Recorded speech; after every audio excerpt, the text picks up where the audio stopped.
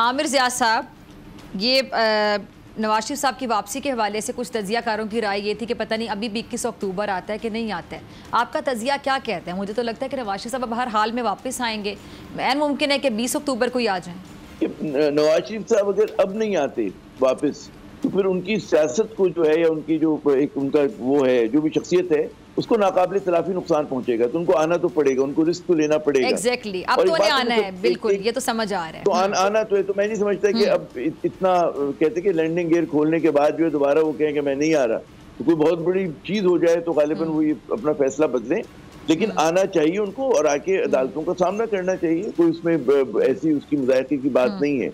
एक बात हमें समझना चाहिए कि देखें, नवाज शरीफ साहब का जो एक है पस मंजर जो है वो है एक बिजनेसमैन का, एक वो कारोबारी शख्स हैं, लेन देन अच्छा करते हैं और वो सियासत में भी उनका आप देखें ये चीज बड़ा उनका गिव एंड टेक की वाली जो बात है ना, जिसको कहते हैं डील, लोग कहते हैं जी डील के तहत आ रहे हैं। तो ये पहली मर्तबा नहीं हो रहा कि नवाज शरीफ साहब ने डील की हो इस्टेब्लिशमेंट से। माजी में आपको कई मिसालें मिलेंगी कि उन्होंने डील की। डील के जरिए वो जब ज़ाहिर मुशर्रफ साहब के दौर में जब गिरफ्तार हुए थे तो डील ही के जरिए मुल्क से बाहर गए थे, डील ही के जरिए मुल्क में दोबारा वापस आए थे।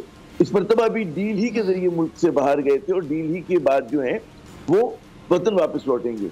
अब उसमें बात ये कि नवाज शरीफ साहब का एक तो डील के माहिर है, लेकिन साथ साथ उनका एक माजी है। माजी ये है कि वो हमेशा इस्टेब्लिशमेंट से अपने सींग फंसा लेते हैं।